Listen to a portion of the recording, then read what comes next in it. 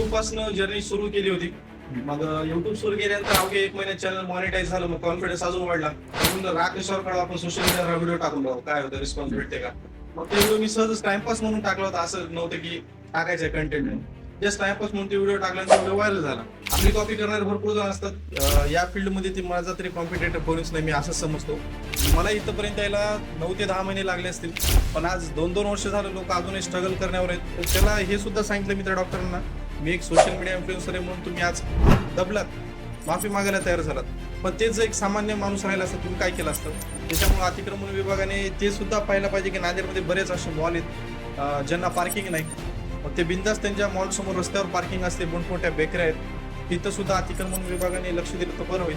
असं लायसन वगैरे नसते. इंस्टाग्रामला न्यूज चॅनल आहे, इंस्टाग्रामला फक्त पेजेस असतात.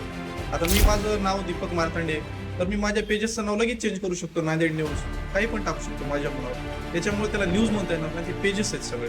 तर या गोष्टीचं कुठेतरी भान ठेवायला पाहिजे की आपण लहान मुलांना काय विचारतो, भविष्याबद्दल विचारा. मला तरी वाटतं गुन्हेगारीचं खरं कारण तरी इंस्टाग्राम आहे थोडंफार.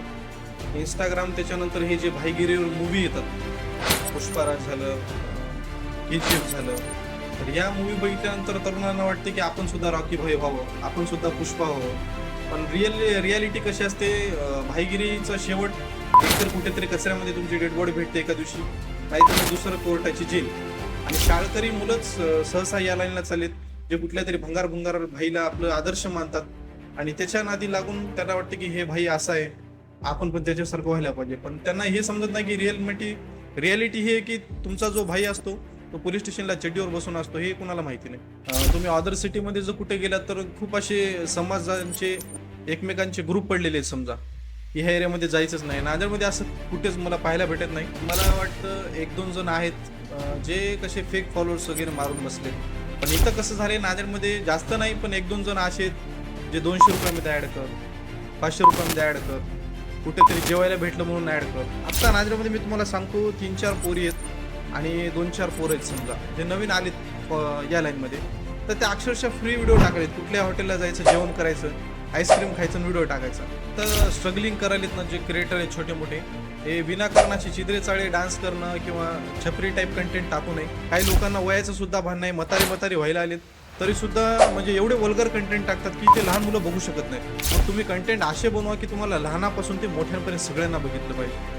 नमस्कार मित्रांनो, तुम्ही पाहतात गॉडफादर ओक्स, जिथे बोललं जातं रिअल स्टोरीज, रिअल टॅलेंट आणि रिअल मुद्द्यांबद्दल. मी आहे शेख गौस आणि आज आपल्यासोबत उपस्थित आहेत नांदेडमध्ये चर्चेत असलेले कंटेंट क्रिएटर दीपक मार्तंडे, ज्यांनी ग्राउंड लेवलपासून ज्या लोकांच्या समस्या आहेत ते त्यांच्या व्हिडिओद्वारे शासनापर्यंत पोहोचवण्याचं काम केलं आहे. तर आज आपण त्यांच्याशी चर्चा करणार आहोत त्यांच्या वैयक्तिक जीवनाबद्दल आणि जे समस्या त्यांनी लोकांच्या उचलतात त्याबद्दल आपण त्यांच्याशी डिटेलमध्ये बोलणार आहोत. तर स्वागत आहे दीपक तुमचं गॉडफादर ऑक्स स्टुडिओमध्ये. धन्यवाद बोलून याबद्दल मला. सर्वात आधी दीपक, तुझ्या बॅकग्राऊंडबद्दल तू डिटेलमध्ये सांग. तर माझं पूर्ण नाव दीपक भगवानराव मार्तंडे. तर माझे वडील हे टेलरिंग करतात, म्हणजे लेडीज टेलर आहेत. आत्तासुद्धा तेच करतात आणि आई हाऊसवाईफ. बाकी आम्ही प्रॉपर देगलूरच्या जवळचे आहेत, आमचं गाव वगैरे तिकडे. बाकी नांदेडमध्ये 30 वर्ष झालं आम्ही इथंच सेटल आहे. त्याच्यामुळं लहानाचं मोठं मी नांदेडमध्येच झालेलं आहे. बाकी एक भाऊ आणि एक बहीण. तुमचं एज्युकेशन? माझं education M.Com post graduation complete केलेलं. अच्छा, तुम्ही M.Com करून व्यवसाय करत होतात, ओके. तर मग अचानक कंटेंट क्रिएटरमध्ये कसं आलात? M.Com ग्रॅज्युएशन कम्प्लीट झाल्यानंतर जस्ट तेव्हा कोरोनाचा टाइम होता, लॉकडाऊन झाल्यानंतर M.Com कम्प्लीट झालं होतं. त्याच्यानंतर 2 वर्ष मग मी प्रायव्हेट फायनान्स केलं, प्रायव्हेट फायनान्सला जॉब केला. त्याच्यानंतर मग वाटत होतं की दुसरं काहीतरी करावे, दुसरी अर्निंग सोर्स काहीतरी पाहिजे. मग मला अशीच मी दुसऱ्यांचे व्हिडिओ पाहायचो सहज युट्यूबला, मला काही माहिती नव्हतं, युट्यूबचं नॉलेज वगैरे काही नव्हतं. मग एका दिवशी सहज विचार केला की आपण पण युट्यूबला काहीतरी व्हिडिओ टाकावा. मग शॉर्ट्स व्हिडिओ टाकायला सुरुवात केली, अॅनिमल्सला हेल्प वगैरे करण्याची टाकत होतो सुरुवातीला. युट्यूब पासून जर्नी सुरू केली होती. मग युट्यूब सुरू केल्यानंतर अवघ्या 1 महिन्यात चॅनल मॉनिटाईज झालं. मग कॉन्फिडन्स अजून वाढला की सोशल मीडियामध्ये आपण पण काही करू शकतो. मग हळूहळू इंस्टाग्रामला आलो. मग इंस्टाग्रामला येऊन आज 1 वर्ष होते मला कम्प्लीट. पुढच्या महिन्यामध्ये 1 वर्ष कम्प्लीट होतं सोशल मीडियाला. 1 वर्षामध्ये हे भेटले सगळं. तुम्ही जे कंटेंट टाकत होतात सुरुवातीला, जे की सामान्य लोकांची समस्या, म्हणजे रस्त्यावरचे जे प्राणी आहेत त्यांची सेवा करायचं आणि लोकांचे रस्त्याचे खड्डे, तुम्ही हो. हे रस्त्याचे खड्डे दाखवून दाखवून हो, हो. प्रशासनाच्या नाकात दम केला. हो, ती सुरुवात मी तिथूनच केली होती. माझा हम्म. फर्स्ट व्हिडिओ मी आपल्या नांदेडचे जे आमदार आहेत उत्तरचे, बालाजी कल्याणकर साहेब, त्यांच्या घरासमोर रोडचं काम चालू होतं तेव्हा. आणि एक साईडनं रोड झाला होता आणि दुसऱ्या साईडनं पूर्ण पाणी साचून होतं. मग ते भरपूर दिवस झालं ते काही काम करायला कोणी तयार नव्हतं. मग मी सहज एका दिवशी तिकडे गेलो होतो. मग अचानक माझी गाडी त्या खड्ड्यात पडली तिथं पाण्यामध्ये. मग मी म्हणलं राग कशावर काढावा, आपण सोशल मीडियावर व्हिडिओ टाकून राहू, काय होतं, रिस्पॉन्स भेटते का. मग ते व्हिडिओ मी सहजच टाइमपास म्हणून टाकला होता, असं नव्हतं की टाकायचं कंटेंट म्हणून. जस्ट टाइमपास म्हणून ते व्हिडिओ टाकला आणि ते व्हिडिओ व्हायरल झाला. एका रात्रीच काहीतरी 5,000 व्ह्यू आले, पण मला ते 5,000 भरपूर होते त्या टाइमला. मग कॉन्फिडन्स वाढलं. मग हळूहळू मी ते स्टार्टिंग पकडलं की इकडचे रस्ते टाक, तिकडचे रस्ते टाक.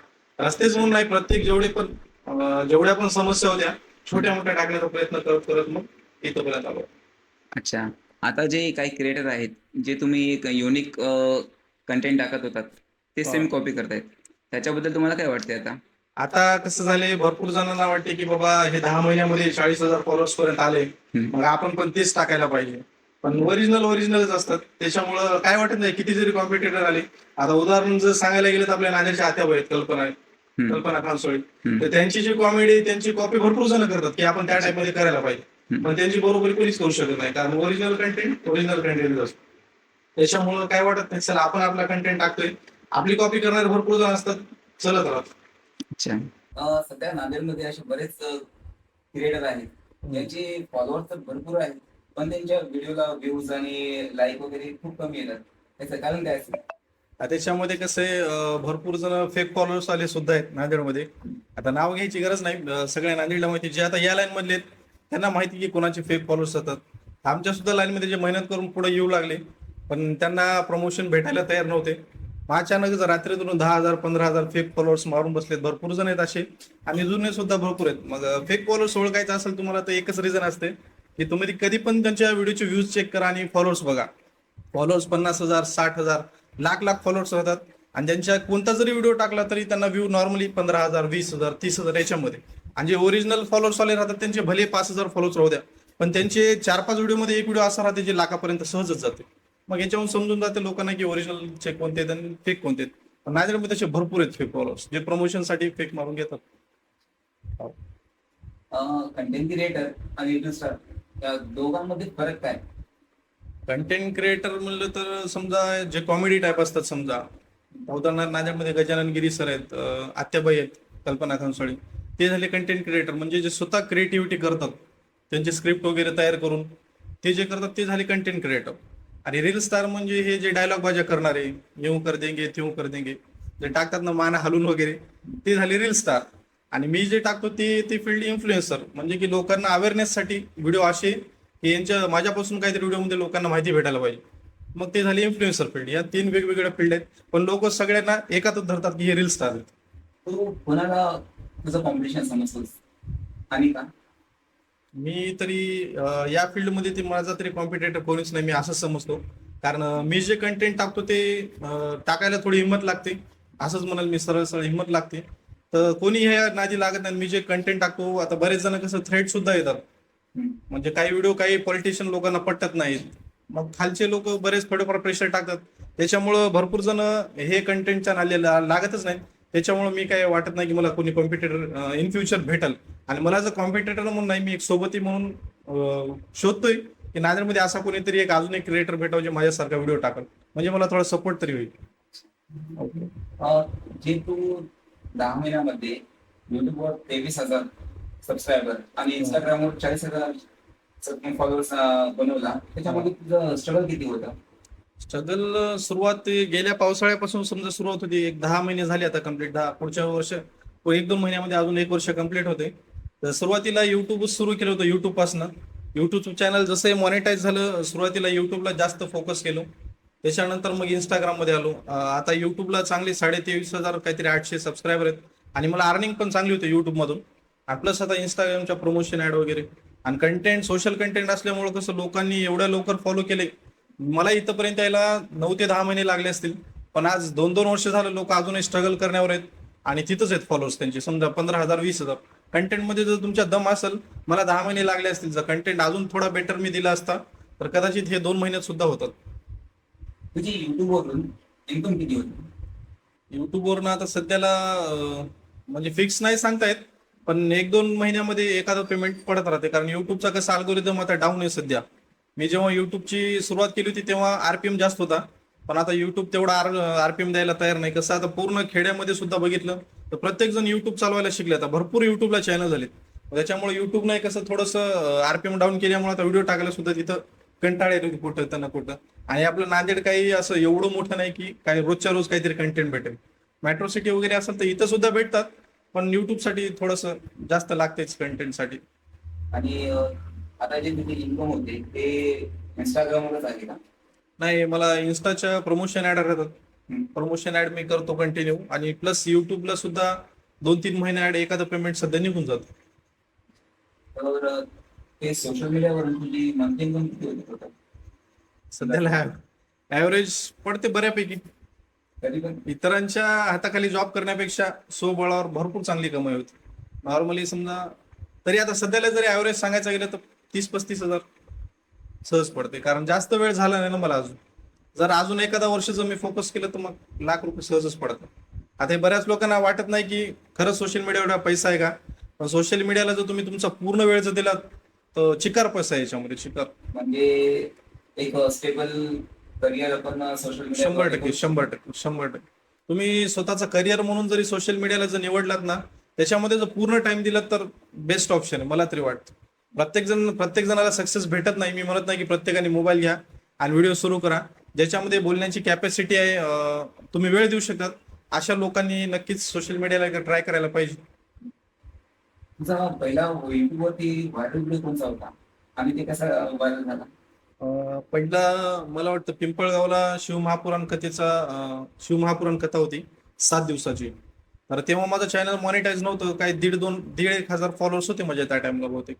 मग मी पहिला व्हिडिओ तिथलाच टाकला पिंपळगावचा, की पूर्ण शूट करून एक 10 मिनिटाचा ब्लॉग काहीतरी टाकला होता. मग ते एकच व्हिडिओ माझा एवढा पहिल्यांदा व्हायरल गेला होता, 60 ते 70 हजार व्ह्यूज काहीतरी त्याला आले होते. आणि त्याच्यातून वॉच टाइम एवढा भेटला की माझा चॅनलच मॉनिटाईज झाला. आणि तेव्हा माझी फक्त जस्ट सुरुवात होती.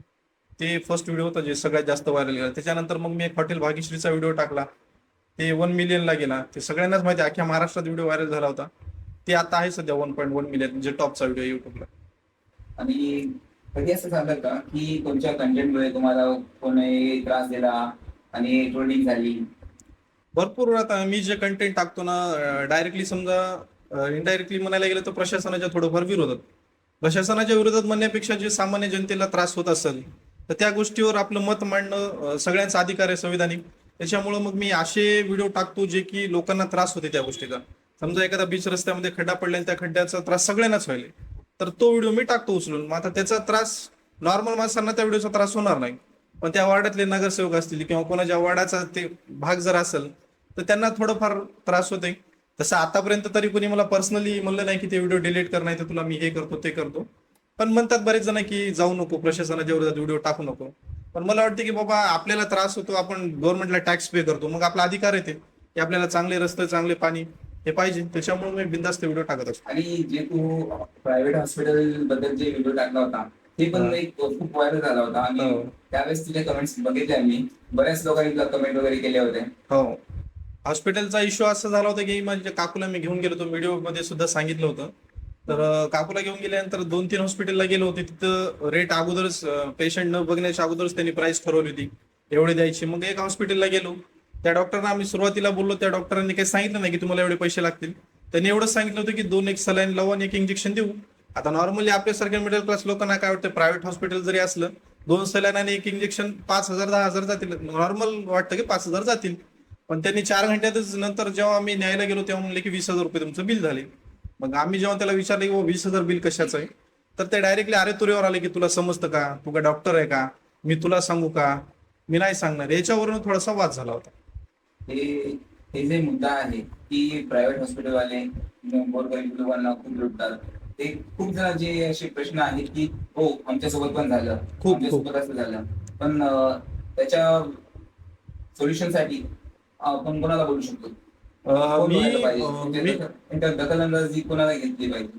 मी जसा व्हिडिओ टाकलाय त्याच्यामध्ये तुम्ही जर बघितलं तर 99% लोकांच्या याच कमेंट होत्या की आमच्यासोबत हा फ्रॉड झालाय, बरेच जणांनी तर हॉस्पिटलचे नाव सुद्धा टाकलेत या हॉस्पिटलला जाऊ नका, इथं मला 1 लाखाला घातलंय, इथं 2 लाखाला घातलंय. त्या कमेंट मी डिलीट केल्या नाहीत. म्हणजे लोकांना ते अनुभव आलाय, पण कोणी या गोष्टीचा विरोध करायला तयार नव्हतं.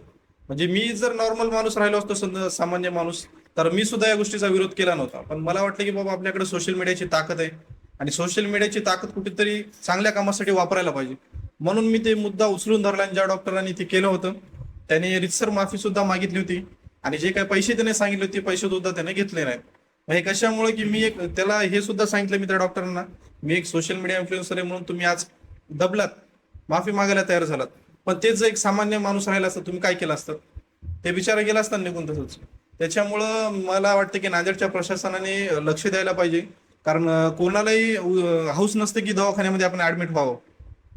इमर्जन्सीला प्रायव्हेट दवाखान्यात आता आपल्यासारखे मिडल क्लास लोक सरकारी दवाखान्यात सहजच जातात काही झालं तर. पण रात्रीच्या टायमाला एखाद्या वेळेस काही झालं तर कोणी विचार करत नाही ना की सरकारीमध्ये जायला पाहिजे. प्रायव्हेटमध्ये जाण्याची पण आपली सुद्धा तयारी असते, पण तुम्ही लिमिटेड बिल घ्या ना.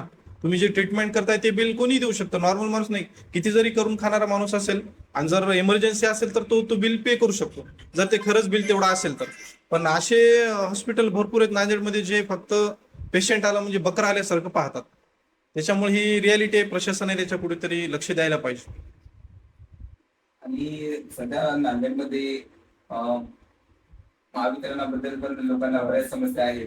ज्याने की दिवसामध्ये पण लाईट चालली, हो, मीटरवर तर खूप सारा बिल यायले. भरपूर भरपूर. तर त्या लोकांची पण सध्या समस्या आहे.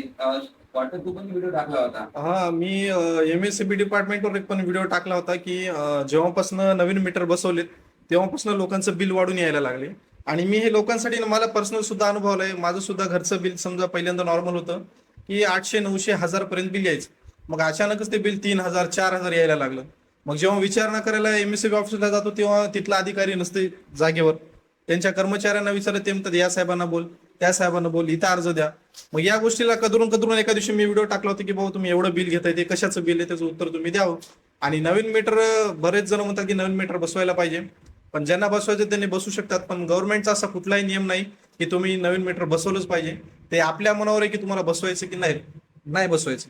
पण मला तरी वाटतं की माझं पर्सनल मत आहे की नवीन मीटर शक्यतो मी तर बसवणारच नाही कधीच.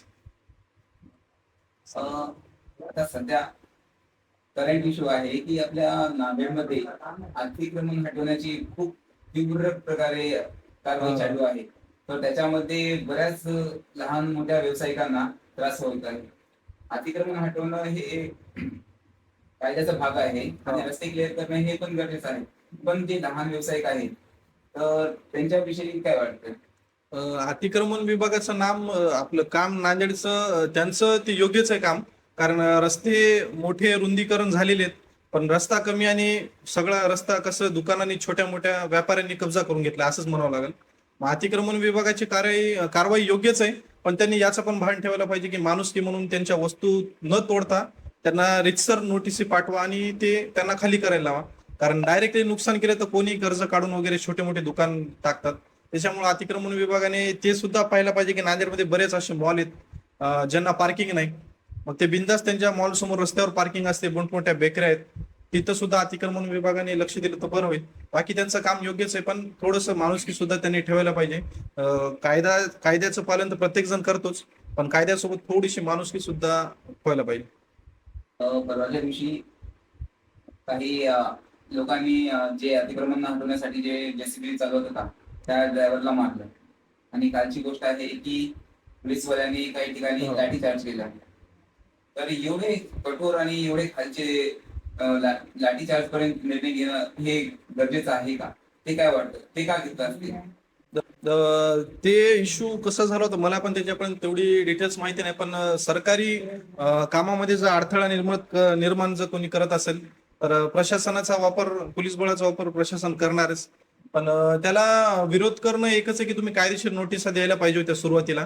जर नोटीस दिल्या असतील आणि त्याच्यानंतर जर त्यांनी ते हटवलं नसेल तर मग प्रशासनाचं काम ओकेच आहे असं मला तरी वाटतं. आता काही दिवसाखालची एक पोस्ट होती की ज्याच्यामध्ये पोलीसवाले म्हणजे अतिक्रमणद्वारे प्रशासनाद्वारे तिथल्या लोकांना नोटीस मिळाली नाही आणि त्यांनी सांगितलं की आम्ही आमचे गाडी वगैरे काढून घेतो, तरी पण त्यांना काढण्याचा पण वेळ भेटला नाही.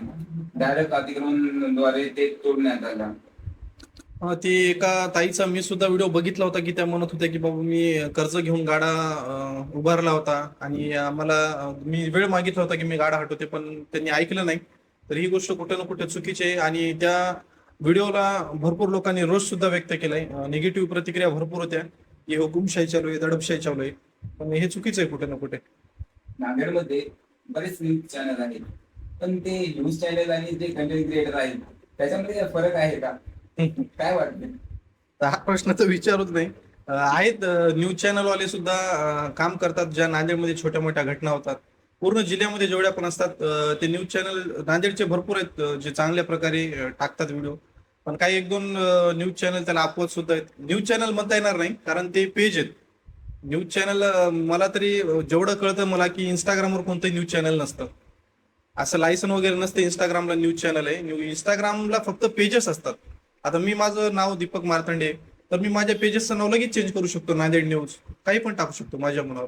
त्याच्यामुळे त्याला न्यूज म्हणता येणार नाही, ते पेजेस आहेत सगळे जे की न्यूज टाईप काम करतात. आता मग ते क्रिएटर सुद्धा आता मी झालं म्हणजे न्यूज टाईप टाकत नाही मी, पण थोडेफार सारखेच कंटेंट असतात असं मला वाटतं. कारण आम्ही जे व्हिडिओ टाकतो ते सुद्धा त्यांना टाकतात. म्हणजे ते म्हणणं असं आहे की बऱ्याच लोकांचं हे म्हणणं आहे, ते एक न्यूज नेटवर्क आहे, ओके. न्यूज दाखवतात, पण त्यांनी ऍड प्रमोशन टाकत आहेत आणि जे काही स्ट्रीट कंटेंट वगैरे टाकायलेत ना, तर स्ट्रीट कंटेंट मध्ये ते काय प्रश्न विचारायले लहान मुलांना, ते की लहान मुलांना स्कूलच्या कॉलेजेसच्या न्यूज चॅनल प्रमोशन सगळेच करतात. प्रमोशन मी सुद्धा करतो, त्यांचा सुद्धा तो एक कमाईचं साधन सुद्धा आहे समजा. प्रमोशनचा काय प्रॉब्लेम नाही. पण आता तुम्ही जर म्हणलात की लहान मुलांना काय प्रश्न विचारायला पाहिजे, तर या गोष्टीचं कुठेतरी भान ठेवायला पाहिजे की आपण लहान मुलांना काय विचारतो, भविष्याबद्दल विचारा. काही प्रश्न विचारून लोकांमध्ये चीड निर्माण होईल असे काही पेजेस आहेत. त्यांना न्यूज चॅनल वगैरे कोणी म्हणत नाही, पेजेस आहेत ते फक्त. आणि तसे प्रश्न मला तरी वाटते की विचारायला पाहिजे नाही, जे आताच्या जनरेशनला गरज आहे. महागाईवर विचारा, शिक्षणाबद्दल विचारा, पण इतरत्र प्रश्न विचारण्याचं मला तरी वाटतं. सध्या नांदेडमध्ये जे युथ आहे गुन्हेगारीकडे खूप लवकर डायव्हर्ट व्हायले, त्याचं कारण काय असेल, काय वाटतं? मला तरी वाटतं गुन्हेगारीचं खरं कारण तर इंस्टाग्राम आहे थोडंफार. इंस्टाग्राम, त्याच्यानंतर हे जे भाईगिरीवर मूवी येतात, पुष्पाराज झालं, KGF झालं, तर या मूवी बघितल्यानंतर तरुणांना वाटते की आपण सुद्धा रॉकी भाई व्हावं, आपण सुद्धा पुष्पा व्हावं. पण रियालिटी कशी असते, भाईगिरीचा शेवट एकतर कुठेतरी कचऱ्यामध्ये तुमची डेड बॉडी भेटते एका दिवशी, नाही तर मग दुसरं कोर्टाची जेल. भाईगिरीचा शेवट तिथंच आहे. त्याच्यामुळे लहान मुलांना आणि कसं नशेचं प्रमाण सध्या नांदेडमध्ये जास्त वाढले. त्या लहान मुलं कसे गोळ्या, खाटींच्या गोळ्या, नशेचे पदार्थ, अंमली पदार्थ याचं प्रमाण कुठेतरी नांदेडमध्ये वाढत चाललंय.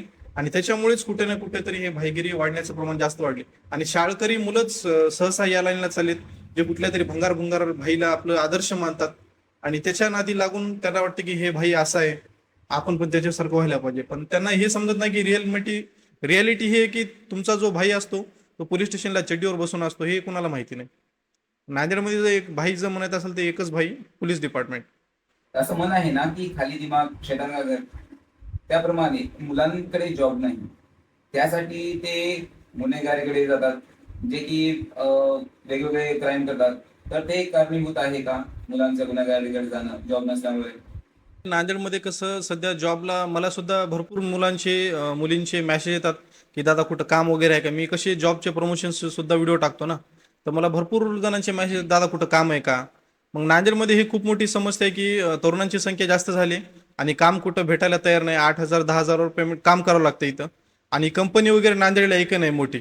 त्याच्यामुळं माझी आपल्या नांदेडचे जे माननीय माजी मंत्री आहेत अशोकराव चव्हाण सरांना एकच विनंती आहे की नांदेडमधल्या तरुणांसाठी तुम्ही एखादी कंपनी वगैरे जर आणलात, शिफ्टिंगमध्ये काम असेल तर भरपूर बेरोजगारांना तिथं काम भेटून जाईल. आणि मला तरी वाटतं की साहेबांच्या कृपेने येणाऱ्या काळामध्ये आपल्या नांदेडला सुद्धा एखादी मोठी कंपनी येईल आणि ती आली तर खूप लोकांना जॉब सुद्धा भेटेल. तेच कसं आहे की जसे की शहरातल्या भागात सुद्धा नांदेड सिटीमध्ये जिल्ह्यात मुलांना जॉब नाहीये, त्यांना बाहेर जावं लागतं. नांदेडचं एज्युकेशन एक चांगलं आणि उच्च दर्जाचं आहे, बट ते एज्युकेशन द्यायला तुम्ही, पण त्या मुलांना कुठं जावं लागेल जॉबसाठी बाहेर. असे काही मुलं असतात त्यांना की त्यांचे पॅरेंट्स, पालक वगैरे त्यांच्यासोबतच राहावं लागतं, पण त्या पालकांनी त्या मुलांनी काय करावं, त्यांना काय ऑप्शन आहे? त्यांना आता मला सध्याला तरी आपल्या नांदेडमध्ये जॉबसाठी तेवढं असं मोठं काही नाही. त्याच्यामुळे येणाऱ्या काळामध्ये आता सध्याला छोटे मोठे जॉब भरपूर आहेत, पण ते आजच्या महागाईनुसार ते जॉब परवडणारे नाहीत. आज जी महागाई झालेली आहे त्याच्यानुसार तुम्हाला आज 10,000 8,000 हे पेमेंट परवडणार नाही. त्याच्यामुळे आपल्या नांदेडच्या जे मोठमोठे राजकीय नेते आहेत, त्यांना सांगणं आहे की बाबा नांदेडच्या तरुणांसाठी तुम्ही एक दोन मोठ्या कंपन्या जर आणल्यात, तर मला तरी वाटतं 2-3 जरी कंपन्या आल्या मोठ्या शिफ्टिंगमध्ये, तर मला वाटतं की नांदेडमधले 80% जे बेरोजगार मुलं आहेत शिकलेले, त्या सगळ्यांना इथंच जॉब भेटून जाईल. पुणे मुंबईला जाण्याची गरज नाही. आज भरपूर मुले आहेत जे नांदेडमधले पुण्याला मुंबईला कामाला आहेत. पण राहिला प्रश्न ते एज्युकेटेड मुलांचा. पण काही जे असतात की ज्यांचं एज्युकेशन कमी असतं, काही महिला असतात, काही पुरुष असतात, तर त्यांच्यासाठी काय करायला पाहिजे? त्यांच्यासाठी सुद्धा हेच वाटते. फॅक्टरीमध्ये कसं राहते, एज्युकेशन लेवलनुसार त्यांना सुद्धा जॉब भेटतात. फॅक्टरी यायला पाहिजे. कंपनी असो किंवा कंपनी, समजा उदाहरणार्थ कंपनीमध्ये कसं एज्युकेशननुसार जॉब असतात, आणि जे समजा शिकलेले नाहीत त्यांना सुद्धा जे हार्डवर्क राहतं ते सुद्धा काम राहतं. मग त्यामध्ये सगळ्यांनाच लागून जाईल. समजा सुशिक्षित सुद्धा असतील, आणि मग ज्यांनी एज्युकेशन झालं नाही त्यांना सुद्धा तिथं जॉब भेटून जाईल.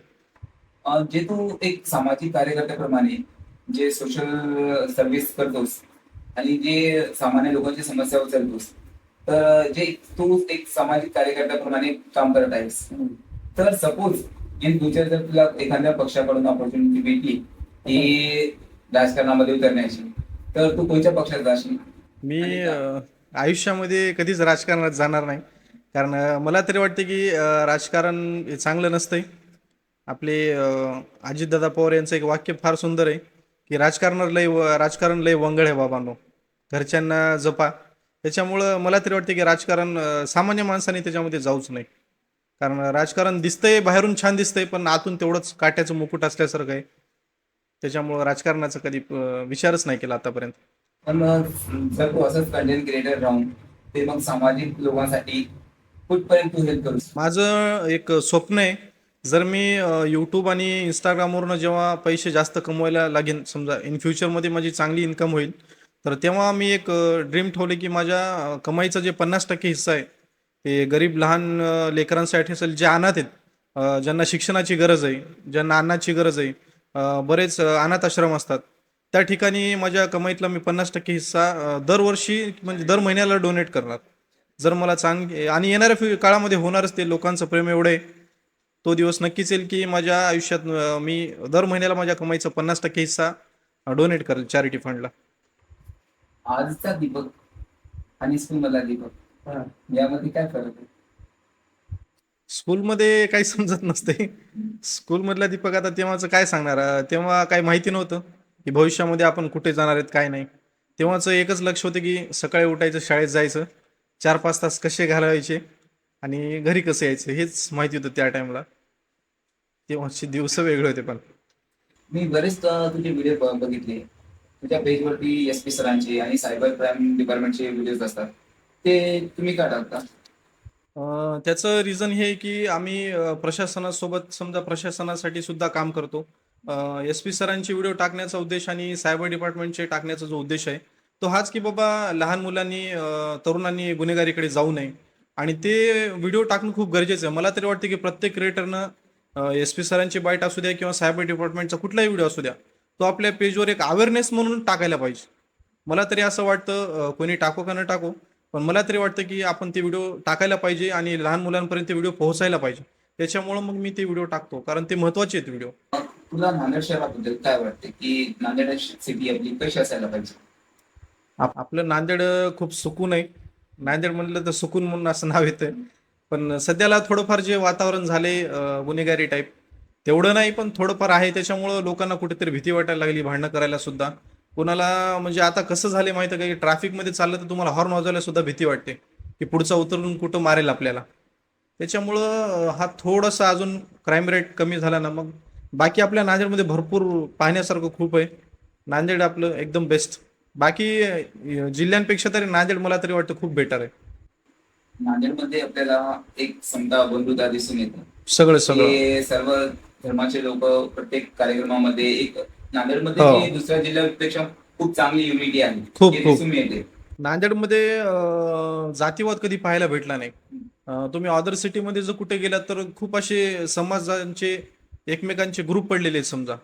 की ह्या एरियामध्ये जायचंच नाही. नांदेडमध्ये असं कुठेच मला पाहायला भेटत नाही. संपूर्ण नांदेड मी फिरतो. कधीच मला हा अनुभव आला नाही की अरे बाबा हे मॉमेडियन एरिया आहे किंवा हा दुसऱ्या कास्टचा एरिया आहे, इथं आपण जायला नाही पाहिजे, असं मला आजपर्यंत कधी वाटलं नाही. इथं सगळे गुण्यागोविंद राहतात मिसळून. आता काही लोक राहतात ते राजकीय लोक थोडेफार समजा जे तेढ निर्माण करतील असे वक्तव्य करतात. तरी मला तरी वाटतं की त्या जे तसे वक्तव्य सगळे राजकीय नेते नाही, बोटावर 100 जर राजकीय नेते 5 असे राहतात जे विनाकारण निगेटिव्हिटी पसरवण्याचं काम करतात. मग ते प्रत्येक समाजाचा एकतरी असा नेता राहतोच जो फक्त भडकाऊ भाषणं करतो. मग मला तरी वाटतं की जे तरुण वर्ग आहेत त्यांनी तशा नेत्यांना कधीच मानायला नाही पाहिजे.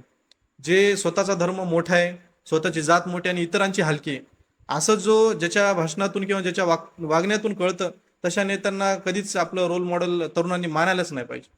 तर हे जातीवाद कधीच होणार नाही. नांदेडचे जे कंटेंट क्रिएटर आहेत, रील स्टार आहेत, ते एकमेकांसोबत त्यांचं बॉन्ड कसं आहे? सगळे एकमेकांना बोलतात, बॉन्डिंग चांगलीच आहे. असं काही कोणामध्ये काही इगो वगैरे काही नाही. छोटे मोठे नाराजगी एकमेकांवर असते. आता तसे आहेत भरपूर जण एकमेकांवर नाराज आहेत, म्हणजे असं असं कट्टर वगैरे काही नाही. पण सगळे एकमेकांना हसून बोलतात. कुठे जरी भेटलो मी एखाद्या इव्हेंटला सगळेजण एकत्र आलो तर सगळे एकमेकांना बोलतात. असं कोणाचं काही वैर वगैरे नाही, एक दोन जण अपवाद सोडलं तर. पण काही तुझे रील्स बघितले की तू खूप जणांवर बघतोस की हा, हा. हे काय 2-4 हजार 10,000 12,000 हो, फॉलोअर्स हो. घेऊन तुम्ही कंटेंट टाकायला, रील टाकायला, ओके. मार्केटमध्ये रेट पाडायला, प्रमोशनचे वगैरे, अच्छा. ते काय पण? हा, ते मला वाटतं एक दोन जण आहेत जे कसे फेक फॉलोअर्स वगैरे मारून बसलेत आता सध्याला. तर त्यांचं कसं झालं माहिती का, कुठे जायचं फ्री प्रमोशन करायचं. मग आपण मेहनत करतो ना एवढं.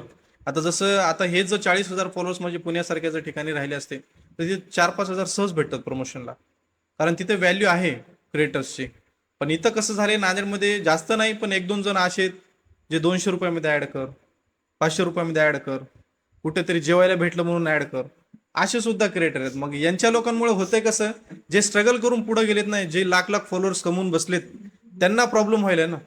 मग ह्या जे आता आत्ता नांदेडमध्ये मी तुम्हाला सांगतो 3-4 पोरी आहेत आणि 2-4 पोरं आहेत समजा जे नवीन आलेत या लाईनमध्ये. तर ते अक्षरशः फ्री व्हिडिओ टाकलेत, कुठल्या हॉटेलला जायचं, जेवण करायचं, आईस्क्रीम खायचं, व्हिडिओ टाकायचा. मग हे त्यांना समजायला पाहिजे की बाबा आम्ही जे स्ट्रगल करून इथपर्यंत आलो, तर मी तर तेवढं म्हणणार नाही, माझं सांगणार नाही. पण माझ्यापेक्षा पण मोठे क्रिएटर आहेत ज्यांना 3-3, 4-4 वर्ष या फील्डमध्ये गेलेत मेहनत करायला. मग त्यांनी स्वतःचा तेवढा वेळ दिलाय. मग आज ते जर कुठं पैसे मागायला गेले प्रमोशनचे जास्त, तर ते सरळ म्हणतात की नाही बाबा तुम्ही एवढे घ्या. जे सुरुवातीला प्रमोशन करत होते, जसं आम्हाला समजत नाही मला इंस्टाग्रामचं 2 वर्षाखाली, जे आता जुने क्रिएटर आहेत ते जेव्हा प्रमोशनला जात होते तेव्हा त्यांना 5,000-6,000 रुपये सहज द्यायचे एका प्रमोशनला. आज जर तुम्ही मार्केटला गेला तर म्हणतात 2,000 घ्या, 2,500 घ्या. मग हे रेट उतरण्यामागचं कारण ते हेच आहे, जे हे फ्रीमध्ये ऍड टाकतात. की रेट पाडून टाकतात. 500 रुपये 200 रुपयामध्ये ऍड आताही टाकणारे भरपूर जण आहेत, ज्यांचे 10,000 15,000 फॉलोअर्स झालेत तरी सुद्धा ते आज 200 500 रुपयामध्ये ऍड टाकतात. मग मला कुठेतरी वाटतं की त्यांनी ही गोष्ट कुठेतरी थांबवायला पाहिजे, कारण तुमच्या एकामुळं बाकी सगळ्यांचं नुकसान होते. मग तो रेट सध्या डाऊन होते म्हणून थोडंफार चिडचिड होते की बा आपण मेहनत करून पुढे चाललो आणि लोक खाण्यावर सुद्धा जेवण करून ऍड टाकायला. अच्छा, जे नवीन क्रिएटर होणार आहेत आणि जे काही नवीन क्रिएटर आहेत, सर्वांना वाटते की आयफोन असलं तरच मी रील बनवू शकतो, मी व्हिडिओ हा. टाकू शकतो, आयफोन ओके. असलं तर होणार नाही. त्याच्याबद्दल तुझं काय म्हणणं आहे? मला तरी वाटतं बघा की तुम्हाला क्रिएटर रील स्टार जे काय व्हायचं असेल त्याच्यासाठी आयफोनची गरज नाही. तुमच्या क्वालिटीमध्ये दम पाहिजे. तुमचा क्वालिटी व्हिडिओची अशी पाहिजे, म्हणजे व्हिडिओचा कंटेंटची क्वालिटी अशी पाहिजे की तुमच्या आयफोनला सुद्धा ते फेल पाडवा. आता मी स्वतः 40,000 फॉलोअर्स म्हणजे 10 महिन्याच्या जवळपास व्हायला आलेत. पण माझ्याकडे अजून आयफोन नाही. आता बऱ्याच जणांना वाटतं की मी आयफोननं शूट करतो. तर हे माझा ओप्पो रेनोचा 10 प्रोचा मोबाईल आहे. मला भरपूर जणांचा प्रश्न येते तुमच्याकडे कोणता आयफोन आहे. तर माझ्याकडे आयफोन वगैरे काही नाही. ओप्पो रेनोचा 40,000चा फोन आहे फक्त. तर ह्या मोबाईलनेच मी शूट करतो. तुमच्या कंटेंटमध्ये जर दम असेल तर आयफोन सुद्धा काही गरज नाही. आता भरपूर क्रिएटर आहेत ज्यांच्याकडे आयफोन तर आहेत पण त्यांना रिझल्ट शून्य. कारण तुम्ही छपरी कंटेंट टाकसाल, कुठल्या तरी पोरासोबत डान्स केला, टाइमपास केला, कॉमेडी केली, तर त्या कंटेंटला व्हॅल्यू नाही ना. तुम्ही किती भले 2 लाखाचा मोबाईल घ्या, पण तुमच्या कंटेंटमध्ये जर दम नसेल किंवा इतरांसाठी गरजेचा कंटेंट नसेल तर त्याला कोणी बघत नाही. मग तुमचा मोबाईल साधाच राहू द्या, 10-12 हजाराचा, 10,000चा जरी आयफोन असेल आणि तुमचा कंटेंट जर महत्वाचा असेल ना तर त्याला लोक फॉलो करतात. आयफोन मॅटर करत नाही. मी आता सुद्धा जे नवीन क्रिएटर आहेत त्यांना सांगतो आयफोनच्या मागे पळू नका. बरेच जण म्हणतात, मला सुद्धा म्हणतात की भाई तू एवढे प्रमोशन करतो मग तू आयफोन का घेत नाही. मला तरी वाटतं भाई माझ्या कंटेंटमध्ये दम आहे, मला आयफोनची गरज नाही. आयफोन आहे ब्रँड, मला पण वाटतं आयफोन घ्यावं, पण मला तरी वाटते की सध्याला पैसे इन्व्हेस्ट करणं काही गरज नाही. तर विनाकारण आयफोनच्या मागं पळू नका. हप्त्यावर आयफोन घ्या, नंतर भरत बसा मग हप्ते, असं नको वाटतंय. तू तुझी टीम आहे का तू एकटा काम करतोस? आता तुझे 40,000 फॉलोअर्स आहेत. तर जे तू कंटेंट टाकतोस, बनवतोस, तर जे ऍड प्रमोट करतोस, तर त्याच्यासाठी तुला टीमची गरज पडते का? एडिटिंग साठी, शूटिंगसाठी? नाही, माझी कोणती टीम वगैरे काहीच नाही.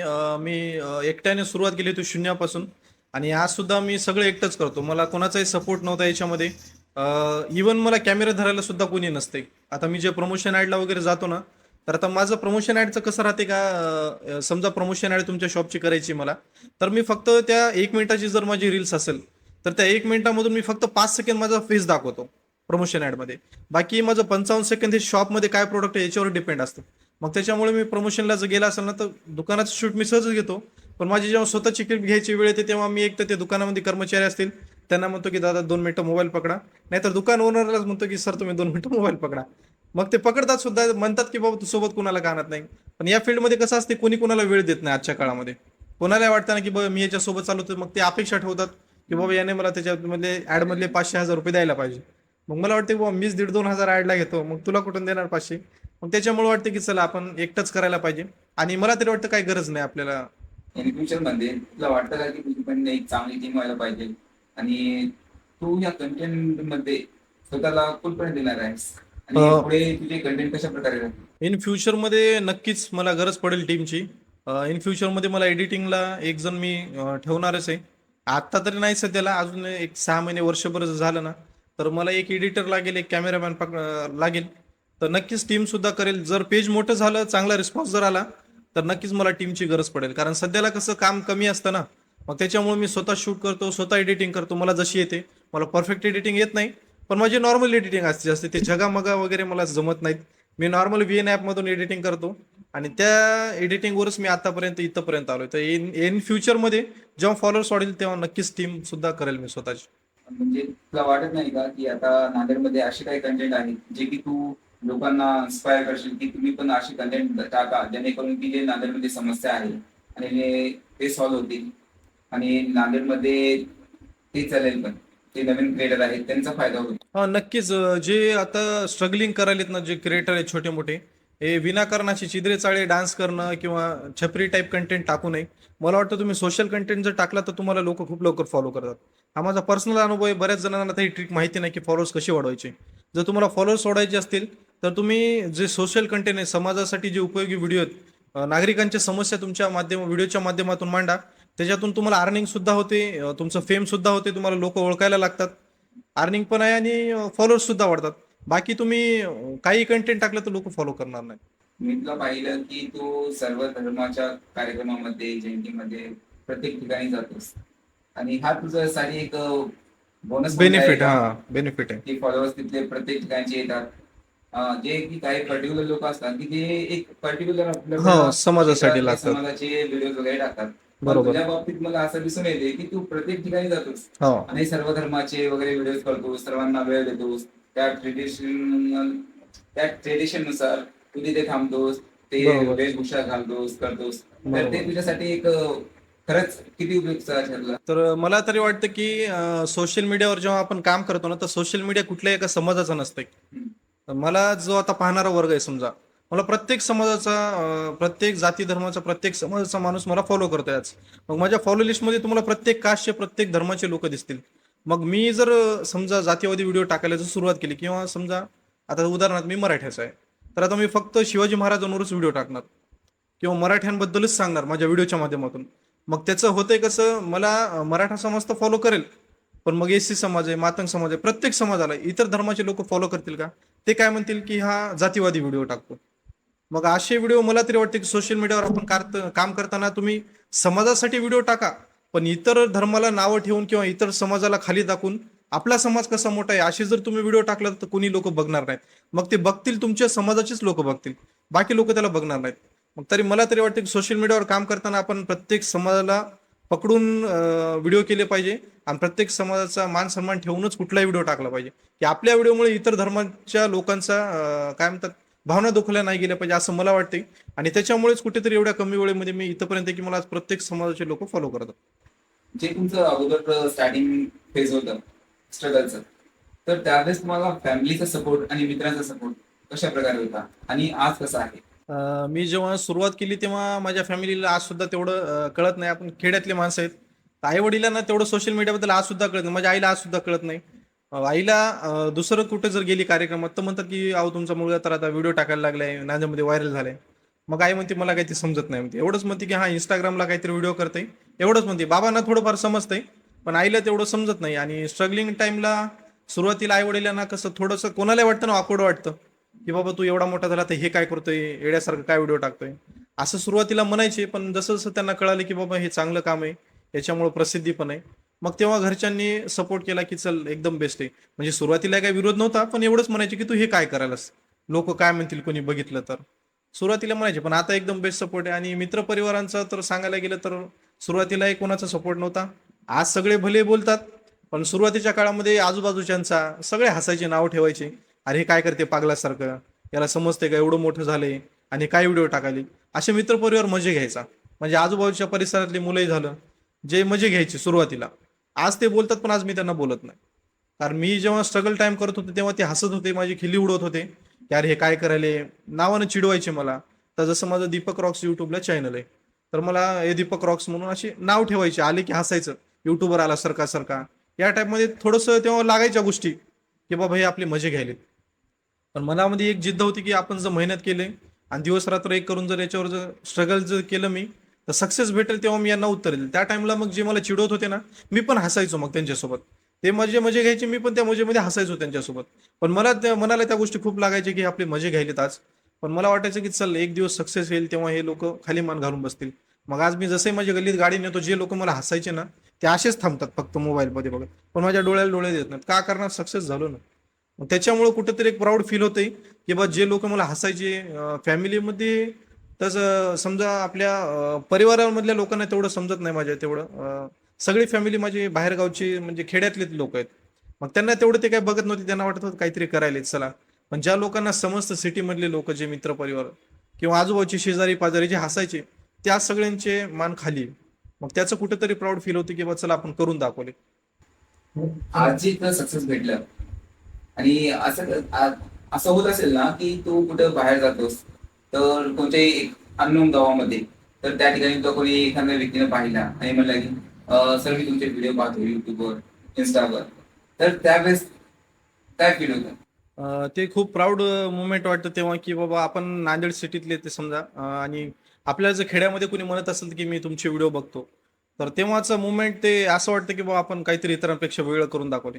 आता मी एक उदाहरण सांगतो की मी मागं एका खेड्यागावामध्ये एक शूट होतं माझं, जिथे शिवपुराण कथा होती कंधार तालुक्यामध्ये. तर त्या गावात गेल्यानंतर तिथले गावातले मला सुरुवातीला मला तिथला कॉल आला होता की शिवपुराण कथा आहे, तुम्ही असा असा व्हिडिओ करा.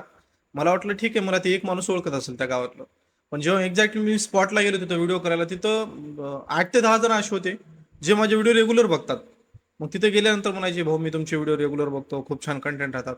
मग मला तेव्हा एवढं भारी वाटलं की अरे भाऊ म्हणलं मी तर सिटीमध्ये राहतो आणि हे कंधारचे लोक खेड्यातले असून सुद्धा रोज रेग्युलर व्हिडिओ बघतात, लाईक करतात, कमेंट करतात. ते मला कमेंट दाखवत होते, हे बघा हे माझं नाव आहे, मी तुम्हाला कमेंट केली होती. मग तेव्हा मला एवढं भारी वाटलं की बाबा काहीतरी आपण वेगळं केलं इतरांपेक्षा. आणि इन फ्युचरमध्ये सुद्धा अजून जास्त होईल तेवढं करण्याचा प्रयत्न करेल. नांदेडमध्ये फेमसाठी बरेच मुलं मुली एकमेकांसोबत कोलॅब करतात, बट तुझ्या व्हिडिओमध्ये आतापर्यंत एक पण मुलगी दिसली नाही, असं का? मला तरी वाटते की ज्यांच्या कंटेंटमध्ये दम नसतंय ते लोक मुलींचा वापर करणं किंवा मुली मुलांचा वापर करणं हे चलत राहते. पण मला तरी काय वाटतं की तशा कंटेंटला लोक रिस्पॉन्स देत नाहीत. त्यांना पाहणारा वर्ग कोणता राहते माहिती आहे का, जे लहान आहे, शाळेमधला, कॉलेजमधला, फर्स्ट इयर सेकंड इयरची मुलं त्यांना फॉलो करतात. का तर बाबा चला ते काहीतरी टाकायले छपरी टाईप म्हणून ते लोक फॉलो करतील.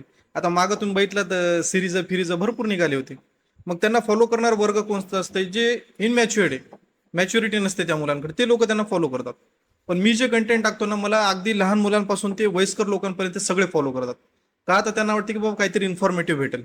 पण ते प्रेम प्रकरण दाखवणं, लफडे दाखवणं, याला मी तरी व्हॅल्यू देत नाही. आणि नांदेडमध्ये सुद्धा मला तरी वाटते की या फील्डमध्ये कोणी समोर जाणार नाही. ते जर कंटेंट कोणाचं असेल, आता बरेच जण करत असतील, ते करतात सुद्धा आत्ता सुद्धा, कुठल्या तरी लेडीजला घ्यायचं, काही पानसट प्रश्न विचारायचे, काही लोकांना वयाचं सुद्धा भान नाही, म्हातारे म्हातारे व्हायला आलेत तरी सुद्धा म्हणजे एवढे वल्गर कंटेंट टाकतात की ते लहान मुलं बघू शकत नाहीत. मग अशा लोकांना मला तरी वाटतं की स्वतःच्या वयाचं भान ठेवायला पाहिजे. आणि मुलींना सुद्धा मला तरी हाच प्रश्न पडते की मुलींना तिच्या घरचे कसं काय म्हणत नसतील. बऱ्याच अनमॅरिड मुली आहेत ज्या कोल्ह्यामध्ये व्हिडिओ वगैरे टाकतात, तर त्यांच्या घरचे कसे काय म्हणत नसतील. टाकावं असं मी या मताचा नाही की तुम्ही ते व्हिडिओ टाकू नये कोल्ह्यामध्ये, टाकावं पण त्याला सुद्धा कुठेतरी एक काय म्हणतात लिमिट पाहिजे, मर्यादा असाव्यात व्हिडिओमध्ये. तुमचे कंटेंट असे राहतात की लव्ह टाईप समजा, म्हणजे जे लहान मुलं बघतील की त्यांनी ते शिकायला पाहिजे, म्हणजे प्रेम करायला पाहिजे. बाहेर अफेअरचे व्हिडिओ टाकतात बरेच जण, एक गर्लफ्रेंड 2 गर्लफ्रेंड असे जे व्हिडिओ टाकतात ना हे बनवणारे, त्यांना थोड्याशा आकला पाहिजे की आपण समाजामध्ये काय द्यायलोत नेमकं. तर तशा लोकांना मला तरी वाटतं की लोक कोणी फॉलो करत नाहीत. म्हणून आज सुद्धा ते 2-2, 3-3 वर्ष झालं स्ट्रगल करण्यावर आहेत. का? कारण त्यांना ही गोष्ट अजून सुद्धा कळलेली नाही की अरे बाबा आपला कंटेंट फक्त मोजके लोक बघत आहेत, मोठे लोक कधी बघणार आहेत. मग तुम्ही कंटेंट असे बनवा की तुम्हाला लहानापासून ते मोठ्यांपर्यंत सगळ्यांना बघितलं पाहिजे, असं मला वाटतं वैयक्तिक. बाकी जे करत आहेत त्यांना लक लाभ. बिंदास व्हिडिओमध्ये पोरी यूज करा, मोठमोठे रील स्टार वापरा, मला काही फरक पडत नाही. आणि मी इन फ्युचर सुद्धा आज सुद्धा शब्द देतोय, किती जरी मोठं पेज झालं, काही जरी झालं, आयडी उडव, काही होऊ द्या, पण मी कधीच कोणाच्या फेमचा यूज करणार नाही. आज असे रील स्टार आहेत जे मोठ्या रील स्टारचा वापर करतात, त्यांच्या घरी जाणं, त्यांना भेटणं, त्यांना व्हिडिओमध्ये घेणं, कोलॅब घेणं, मग ती लेडीज रील स्टार राहू द्या किंवा जेंट्स राहू द्या, म्हणजे स्वतःच्या स्वार्थासाठी एवढ्या खालच्या थराला जातात. काही जण असे म्हणतात ते गुड तिथं मख्खी, असे 1-2 रील स्टार आहेत जे सगळ्यांसोबत फिरणार. आज त्या रील स्टारला भेटलं, त्याच्यासोबत व्हिडिओ काढायचे 4-5 दिवस, उद्या दुसरा रील स्टार पकडायचा. मग हे जे असे राहतात ना, जे चमचेगिरी म्हणतात त्याला, मी म्हणतो सरळ पाय चाटून वर येण्यापेक्षा मेहनत करून वर या. पाय चाटण्यामध्ये काही नाही, तुमचा स्वतःचा सुद्धा सेल्फ रिस्पेक्ट असलं पाहिजे. तुम्ही किती खालच्या दर्जाला जाणार ना, म्हणजे खाली पडणार. मला तरी वाटतं की पाय चाट, मी त्याला बूट चाटी संघटनाच म्हणतो, जे की स्वतःच्या स्वार्थासाठी कुठल्या तरी रील स्टारला भेटणं, त्याला स्वतःबद्दल 2 शब्द बोलायला लावणं की तुम्ही माझ्याबद्दल काहीतरी बोला, याला फॉलो करा. त्याला दम नसते. तुमच्या क्वालिटीमध्ये दम ठेवा, लोक तुम्हाला बरोबर फॉलो करतात. बाकी चाटुगिरी करून जास्त दिवस तुम्हाला ते सक्सेस भेटत नाही. त्याला वेळ सुद्धा लागते, पण त्याला समाजामध्ये इज्जत नसते, असं मला वाटतंय. आणि मी तरी इन फ्युचर सुद्धा कधीच कुठल्या मुलीसोबत कोल्या व्हिडिओ टाकणार नाही. जरी टाकला तर मग प्रमोशन व्हिडिओ असेल. प्रमोशन व्हिडिओला काय हरकत नाही, तुम्ही टाकू शकतात बिंदास. समजा एखाद्या मॉलचं राहू द्या, दुकानाच्या शॉपचं असेल, जर ते एखाद्या लेडीज रील स्टार सोबतचं कोल्याब असेल, ते मी कधीही करायला तयार आहे, कारण ते चांगला कंटेंट आहे. किंवा समाजासाठी जर एखादा समाजास उपयुक्त जो व्हिडिओ असेल, आणि जर कुठल्या लेडीजनं मला म्हणलं की हा व्हिडिओ मला तुमच्याशी कोल्याब करायचं, तर मी नक्कीच करेल. पण जर छपरी टाईपमध्ये असेल, इथं गेलो तिथं गेलं, या टाईप मधला कंटेंट मी कधीच कोल्याब करणार नाही. म्हणजे तुझं म्हणणं असं आहे की जर प्रमोशनचं असेल किंवा ऍडव्हर्टाईजचं असेल तर ते कंटेंट तू करशील Okay. त्याच्यासोबत. हा, कधी पण. हा, बट जे वेगळं कंटेंट असेल, हा, हसणारे नाचणारे ते कंटेंट कधी नाही. ते करणार नाही, कधीच नाही. समजा बाहेर एन्जॉयला कुठं जाणं किंवा कुठं भेटलं तर लगेच मोबाईल काढतात, इथे हे भेटलं ते भेटलं, हे मी कधी करणार नाही. मी आजपर्यंत ते व्हिडिओ कधी केलाही नाही आणि इन फ्युचर सुद्धा कधी करणार नाही. मला त्याची माझी ओळखच अशी आहे की बाबा हा रील स्टार म्हणजे इन्फ्लुएन्सर इतरांपेक्षा वेगळा आहे, हा कोणाच्या व्हिडिओमध्ये दिसत नाही आणि याच्या व्हिडिओमध्ये दुसरा कोणता रील स्टार दिसत नाही. ती जी मी ओळख निर्माण केली आणि ती मी आयुष्यभर कधीच घालणार नाही. आणि ती शेवटपर्यंत माझी ओळखच राहणार आहे की बाबा हा इतरांपेक्षा वेगळा आहे. सोलो परफॉर्मन्स लाईफ टाइम साठी देणार मी. तर जे आज तू या सक्सेसफुल आहेस तर त्याच्या मागचं तू क्रेडिट कोणाला देशील? मी माझं सगळं जे क्रेडिट आहे ते माझ्या फॅमिलीला देईल. कारण बाहेरच्या लोकांचा जो विरोध असतो अशा कामाला, सुरुवातीला निगेटिव्ह थॉट्स वगैरे असतात, पण माझ्या फॅमिलीनं मला पूर्ण सपोर्ट केलाय की तुला जर योग्य वाटत असेल, की तुला वाटत असेल याच्यामध्ये तुझं फ्युचर आहे, तू फ्युचरमध्ये पैसा कमवू शकतोस, तर तू हे बिंदास काम कर. तर मग मी माझ्या फॅमिलीला माझं सगळं क्रेडिट देतो.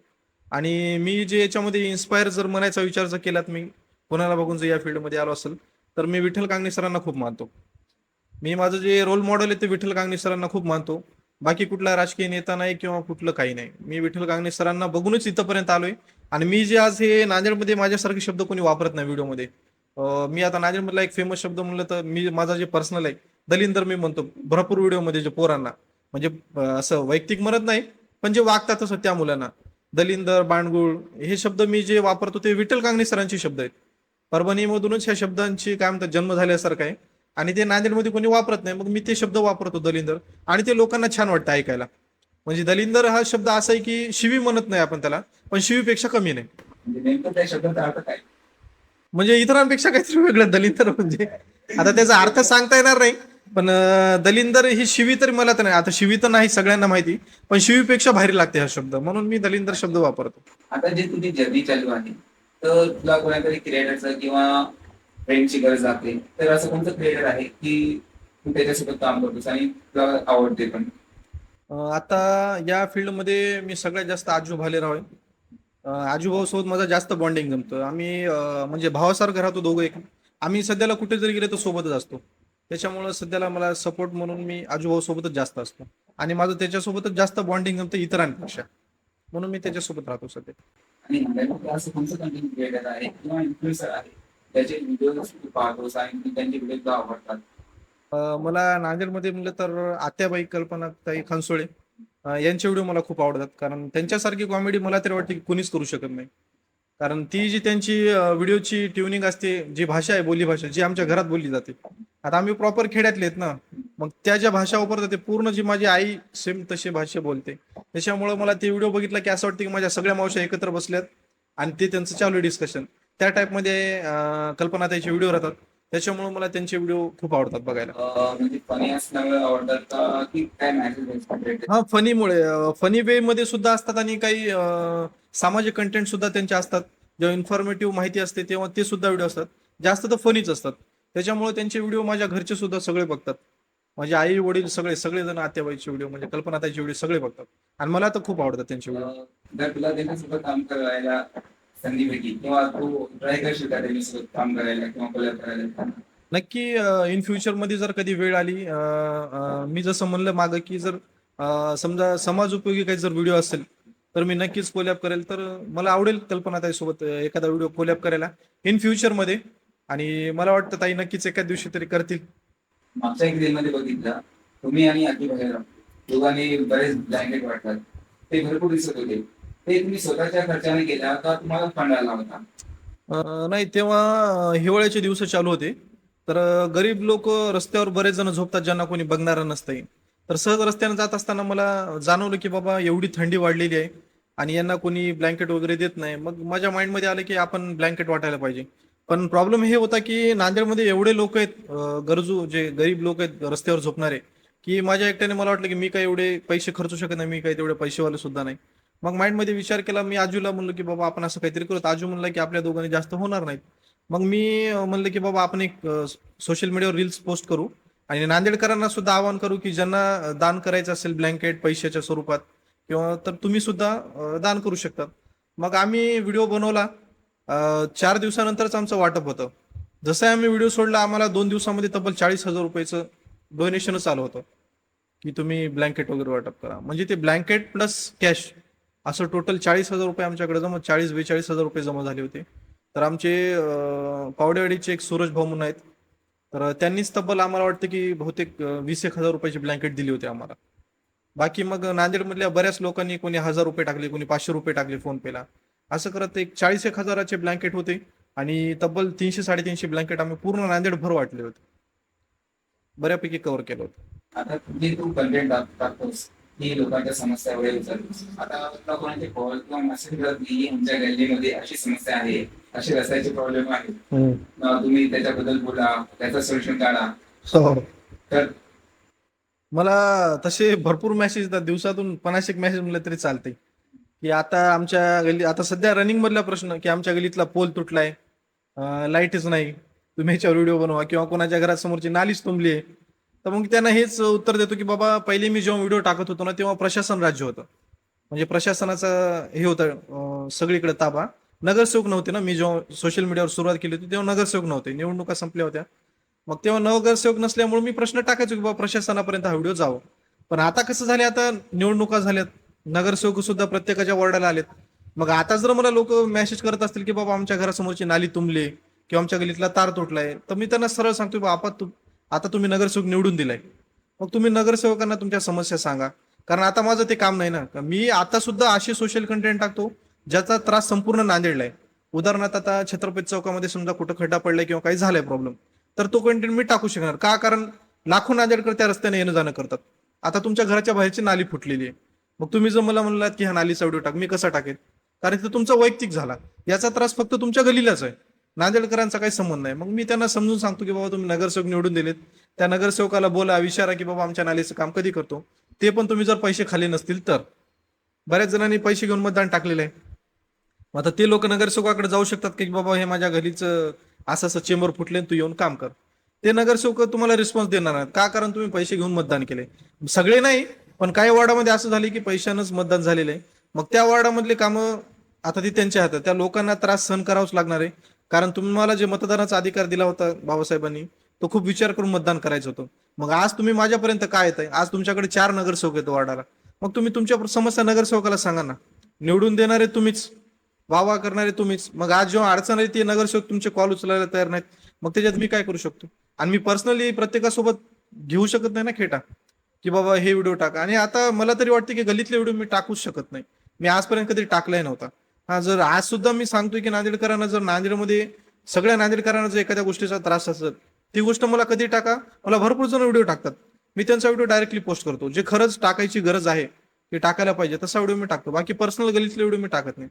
आणि आता सुद्धा व्हिडिओच्या माध्यमातून तेच सांगतो की बाबा तुमच्या गल्लीतले जर प्रश्न असतील तर तुम्ही नगरसेवकांना विचारा, तुम्हाला ते अधिकार आहे. तुमचे प्रतिनिधी आहेत, त्यांना फंड येतो, तुम्ही त्यांच्या फंडमधून ते कामं करून घ्या. मी व्हिडिओ टाकल्याने कुठलाही फरक पडणार नाही असं मला वाटतंय.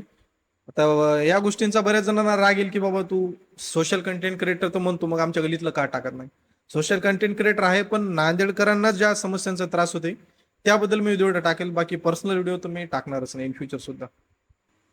आतापर्यंत जे तू सामाजिक मुद्दे मांडतोस, जे की काही वेळेस प्रशासनाच्या विरोधात जातात, ते प्रश्न, ते समस्या, ते प्रॉब्लेम, तर असं झालं का कधी की प्रशासनाने किंवा सायबर क्राईमने तुला सांगितलं की हे व्हिडिओ क्लिक कर, हे कंटेंट नको, असं झालं का? प्रेशर आलं का तुझ्यावर? हा, झालं होतं, 1-2 व्हिडिओला झालं होतं.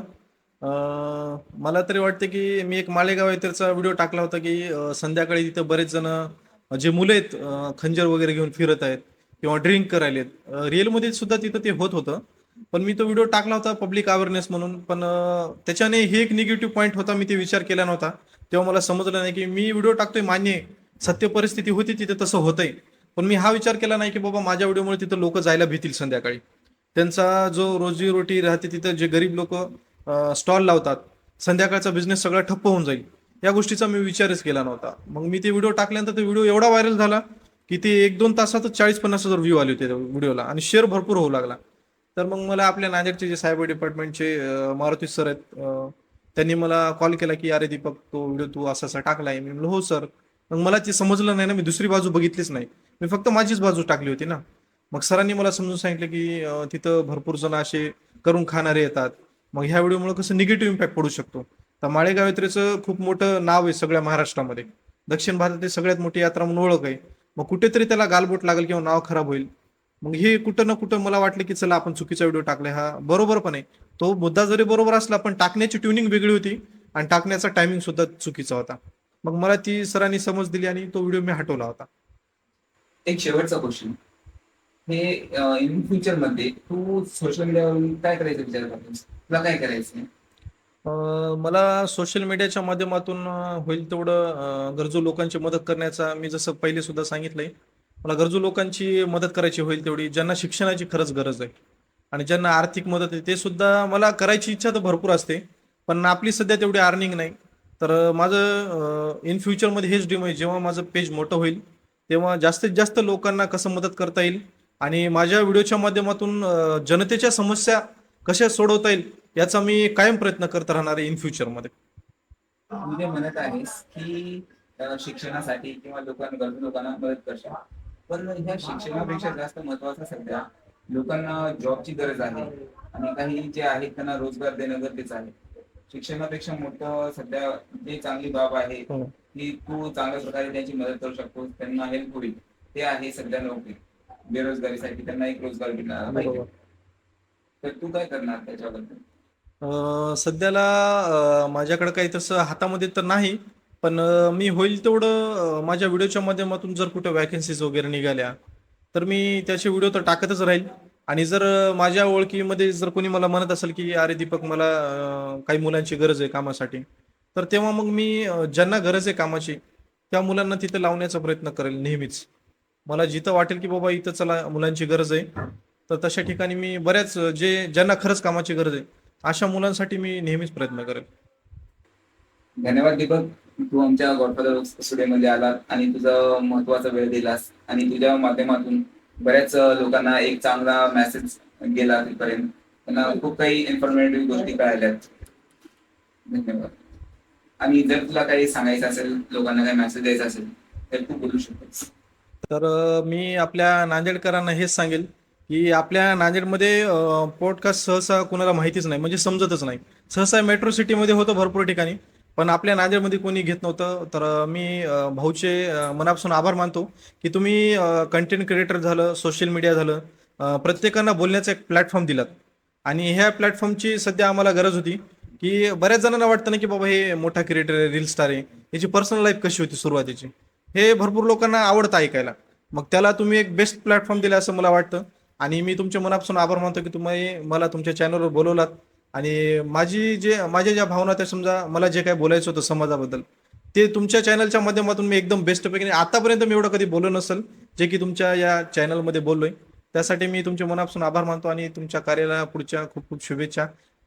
तर मी नांदेडमधल्या सगळ्या क्रिएटर लोकांना, प्रत्येक फील्डमधल्या ज्या ज्या लोकांचं काम नांदेडकरांसाठी असतं समजा, तर त्या प्रत्येकांना सांगेन, जर तुम्हाला तुमचे विचार मांडायचे असतील, जर नांदेडमध्ये बेस्ट प्लॅटफॉर्म म्हणेल तर या गॉडफादर वॉक्स या पॉडकास्ट चॅनलच्या माध्यमातून तुम्ही तुमचे विचार इतरांपर्यंत पोहोचू शकतात.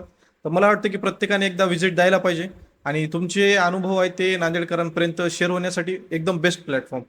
तर माझ्या प्रत्येक नांदेडकरांना सांगणे, जे जे मला इंस्टाग्रामला फॉलो करतात, त्यांनी प्रत्येकाने आपल्या नांदेडमधील जे बेस्ट प्लॅटफॉर्म आले प्रत्येकाचे विचार मांडण्यासाठी, त्यांच्या यूट्यूब चॅनलला गॉडफादर वॉक्स या नावाने चॅनल आहे, त्या चॅनलला जास्तीत जास्त सबस्क्राईब करा. येणाऱ्या काळामध्ये तुम्हाला इथं मोठमोठे राजकीय नेत्यांचे दिसतील, विचार दिसतील, किंवा डॉक्टर लोक, तज्ज्ञ लोक, पोलीस डिपार्टमेंटचे असतील, प्रत्येक खात्यामधले नामवंत लोकांचे विचार तुम्हाला या प्लॅटफॉर्मवरून तुम्हाला ऐकायला भेटतील. त्याच्यामुळे प्रत्येकाने चॅनलला सबस्क्राईब करा आणि आपला सुद्धा लवकरच हा पॉडकास्ट जो आहे त्या चॅनलवर येणार आहे.